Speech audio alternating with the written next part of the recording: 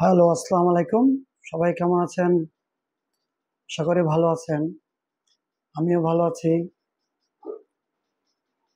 আমাদের এই কোরবানি ঈদের যে তাণ্ডব সিনেমাটা খুব ফাটিয়ে দিচ্ছিল, এই টাইমে আসলে কিছু মানুষ আছে, দেশের ক্ষতি করাটাই হচ্ছে তাদের কাজ।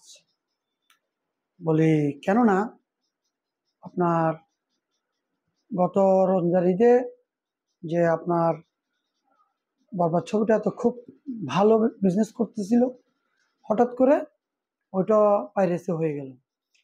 আজকে দেখেন তাণ্ডব ছবিটা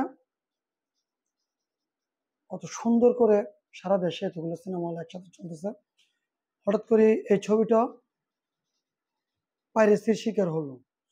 আচ্ছা, আপনারা যারা এই পাইরেসি করতেছেন, মানে কেন, আপনাদের স্বার্থটা কি? একটা ছবির পিছনে মানুষের যে শ্রম, যে কষ্ট, যে ইনভেস্ট, একটা প্রডিউসারকে আপনারা সরাসরি মেরে ফেলতেছেন। এটা যেমনি একটা ইন্ডাস্ট্রির জন্য ক্ষতি, একটা মানুষের জন্য ক্ষতি, একটা দেশের জন্য ক্ষতি। সিনেমা দেশের কৃষ্টি কালচারকে প্রেজেন্ট করে।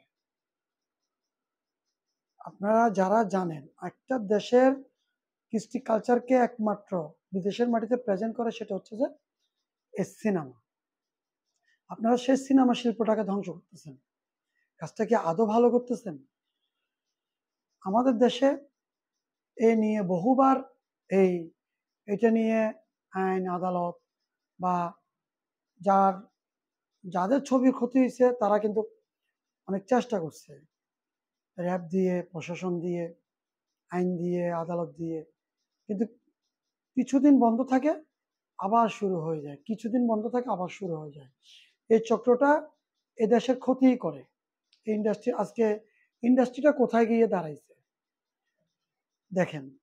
ওইখান থেকে এই নতুন যারা ডিরেক্টর আসছেন, রায়হান রাফি বলেন, মেহেদী হাসান হৃদয় বলেন, সঞ্জয় সমদ্দার না কি একটা ভাই আসছেন, মোটামুটি অনেক ইয়াং ইয়াং ছেলেরা সিনেমার পরিচালকে আসতেছেন।